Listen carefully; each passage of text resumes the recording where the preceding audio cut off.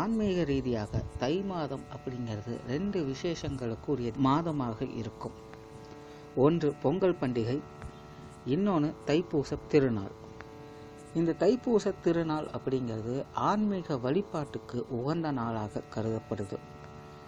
இந்த வழிபாட்டை எப்படி மேற்கொள்ளணும் அப்படின்னு சொல்றத விட, இந்த தைப்பூசம்னா என்ன, இது எப்படி வந்தது, எதற்காக வந்தது அப்படிங்கிறத தெரிஞ்சுக்கிட்டோம்னா நீங்களே உங்களுடைய வழிபாட்டை சுலபமாக செய்து கொள்ள முடியும்.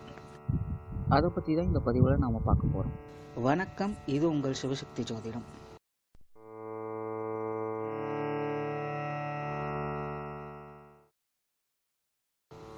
தைப்பூசம்னு சொன்ன உடனேயே முருகப்பெருமானும் பழனி பாத யாத்திரையும் காவடியும் ஞாபகத்துக்கு வருது. சரி, இந்த தைப்பூசத்தை பற்றி சொல்கிறதுக்கு முன்னாடி ஒரு சில வார்த்தைகளை சொல்கிறேன், கொஞ்சம் கவனமாக கேளுங்க. தைப்பூசம், மாசி மகம், பங்குனி உத்திரம், சித்திரை திருவிழா, வைகாசி விசாகம், ஆனி மூலம், ஆவணி அவிட்டம், கார்த்திகையில் திருக்கார்த்திகை நாள். இப்போ நான் சொன்ன வார்த்தைகள் எல்லாமே ஆன்மீக வழிபாடுகளை செய்து கொண்டிருப்பவர்களுக்கு மிகவும் பிரசித்தி பெற்ற வார்த்தைகள் தான். அதாவது இதை கொஞ்சம் கவனித்து பார்த்தா தெரியும், இது ஒவ்வொரு மாதமும் ஆன்மீக வழிபாட்டிற்கு உகந்த தினமாக ஒரு விசேஷ நாளாக குறிப்பிடப்பட்டிருக்கு. அதாவது ஒவ்வொரு மாதமும் ஒரு குறிப்பிட்ட தினம். இந்த பெயர்களை எல்லாமே நாம் கேலண்டரில் பார்க்கும்போது இது ஏதோ பொங்கல், தீபாவளி மாதிரி ஏதோ ஒரு பண்டிகையின் பெயராக இருக்கும்னு நம்மள பல பேர் நினச்சிருப்போம். ஆனால் உண்மையிலேயே இது ஒரு மாதமும் அந்த மாதத்தில் வரக்கூடிய நட்சத்திரத்தின் பெயர் தான் இவை அனைத்தும். அதாவது தை மாதத்தில் வரக்கூடிய பூச நட்சத்திரம், மாசி மாதத்தில் வரக்கூடிய மக நட்சத்திரம், இப்படி வரிசையாக ஒவ்வொரு மாதத்திற்குமே ஒரு குறிப்பிட்ட நட்சத்திர தினத்தை தேர்ந்தெடுத்திருக்காங்க. சரி, அப்படி என்ன இந்த மாதத்தில் இந்த நட்சத்திரத்தில் இருக்கக்கூடிய விசேஷம்? ஒன்றுமே கிடையாதுங்க. இது ரொம்பவும் சிம்பிளான விஷயம்தான். இவை அனைத்துமே பௌர்ணமி தினம். அதாவது சூரியனும் சந்திரனும் எதிரெதிரே இருந்து தங்களுடைய முழு சக்தியையும் பூமிக்கு கொடுக்கக்கூடிய தினம் பௌர்ணமி தினம். சரி, அப்படி என்ன இந்த பௌர்ணமி தினத்துக்கு உண்டான ஸ்பெஷல்? இதற்கு விடை தெரியணும்னா நமக்கு சித்தர்களை பற்றி தெரிந்திருக்க வேண்டும். சித்தர்கள் தான் ஜோதிடத்தை உருவாக்கியவர்கள். சித்தர்கள் தான் நமது மரபில் முதல் விஞ்ஞானிகளாக இருந்தவர்கள். அதாவது இவர்களுடைய விஞ்ஞானம் என்பது மெய்ஞானம் கலந்தது. உடலையும் உயிரையும் வளப்படுத்துவதை பற்றியது. சித்தர்கள் ஒவ்வொரு மனிதனும் தன்னுடைய உடலையும் உயிரையும் எப்படி பேணி காத்து கொள்ள வேண்டும் என்பதை பற்றியே சொல்லி இருக்கிறார்கள். இதை தவிர அவர்கள் வேறு எதையுமே சொன்னது கிடையாது. அதாவது எல்லா விஷயங்களையுமே பகுத்து ஆராய்ந்து பார்த்துட்டு முடிவில் இங்கே தான் கொண்டு வந்து நிறுத்துவாங்க. ஏன்னா அவர்களை பொறுத்த வரைக்கும் இங்கே இருந்து தான் எல்லாமே ஆரம்பித்தது, முடிவும் இங்கே தான் இருக்கும். சரி, இதற்கும் பௌர்ணமி தினத்துக்கும் என்ன சம்பந்தம்? நான் முன்னவே சொல்லியிருந்தேன், சூரியனும் சந்திரனும் தங்களுடைய முழு சக்தியையும் முழுமையாக பூமிக்கு கொடுத்து கொண்டிருக்கக்கூடிய தினம் பௌர்ணமி தினம். சூரியன் ஆத்மாக்காரகன், சந்திரன் உடல்காரகன், மனோகாரகன். ஆக உயிருக்கும் உடலுக்கும் மனதிற்கும் ஒரு சேர சக்திகள் கிடைக்கக்கூடிய தினம் இந்த பௌர்ணமி தினம். சூரியன் பாசிட்டிவ் எனர்ஜி, சந்திரன் நெகட்டிவ் எனர்ஜி. நெகட்டிவ்னு சொன்ன உடனே நிறைய பேர் தப்பாக புரிஞ்சுக்கிறாங்க. நெகட்டிவ் அப்படிங்கிறதும் ஒரு எனர்ஜி தான். இந்த 2 எனர்ஜியும், பாசிட்டிவ் எனர்ஜியும் நெகட்டிவ் எனர்ஜியும் சேர்ந்தாதான் நமக்கு புதுசாக ஒரு எனர்ஜி கிடைக்கும். இப்படி தான் இந்த பிரபஞ்சம் முழுக்க இயங்கிக்கிட்டு இருக்கு.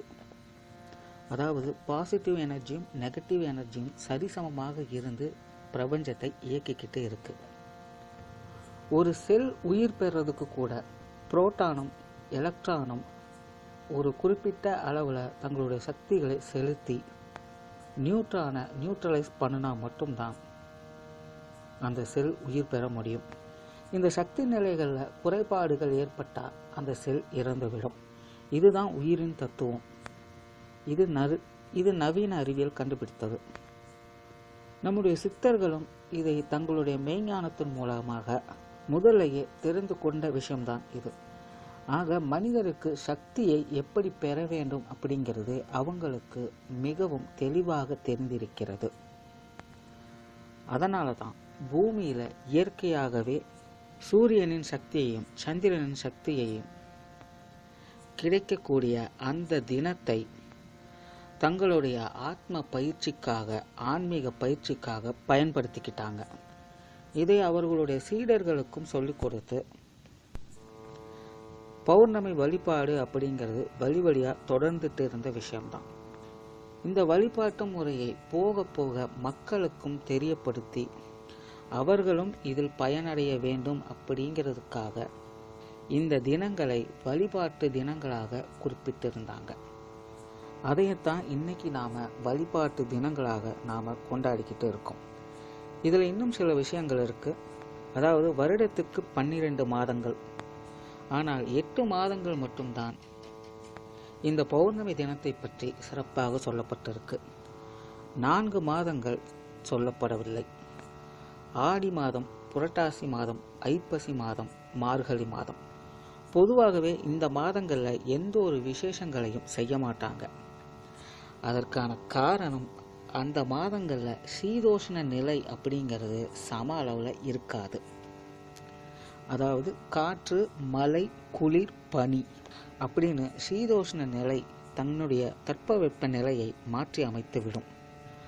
அதனால் இந்த மாதத்தில் வரக்கூடிய பௌர்ணமி தினத்தை அவர்கள் பெரிதாக கணக்கில் எடுத்து கொள்ளப்படவில்லை. ஆக இத்தனை சிறப்பு வாய்ந்த பௌர்ணமி தினத்தை நீங்களும் பயன்படுத்தி நீங்கள் நினைத்ததை பெற முடியும். ஏன்னா சித்தர்கள் இந்த மாதிரி சூட்சமமான விஷயங்களை பயன்படுத்தி முக்தியை அடைஞ்சிருக்காங்க. ஒரு மனிதனுக்கு இதன் மூலமாக முக்தியே கிடைக்கும் போது நம்முடைய சின்ன சின்ன ஆசைகள் மட்டும் கிடைக்காமல் போய்விடுமா? ஆனால் கவனம் இருக்கட்டும், சித்தர்கள் கேட்ட உடனேயே முக்தி கிடைச்சிடல. நான் என்ன சொல்ல வரேன்னு உங்களுக்கு புரிஞ்சிருக்கும்னு நினைக்கிறேன். சரி, நீங்கள் எப்படி வழிபடணும் அப்படிங்கிறத பற்றி எதுவும் நான் சொல்ல போகிறது இல்லை. காரணம், வழிபாட்டு முறை அப்படிங்கிறது ஒவ்வொருத்தருக்குமே மாறுபடும். ஒருத்தருக்கு சரின்னு இருக்கிற விஷயம் இன்னொருத்தருக்கு சரியாக இருக்காது.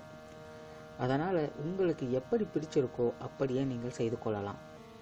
நீங்கள் புரிந்து கொள்ள வேண்டிய விஷயம் அந்த தினத்தின் மகத்துவத்தை மட்டுமே. குறிப்பு: கேலண்டரில் ஒவ்வொரு மாதமும் இந்த நட்சத்திரத்தில் ஒரு சில மாதங்களில் பௌர்ணமி தினமாக இருக்காது.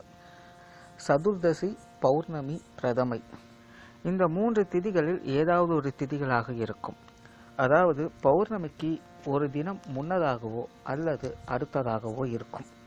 இந்த 3 தினங்களுமே நிலவின் முழு ஒளியும் பூமி மீது விழுகும். இந்த 3 தினங்களின் நடுப்பகுதியை பௌர்ணமியாக உருவாக்கியதுதான் பௌர்ணமியின் சிறப்பு.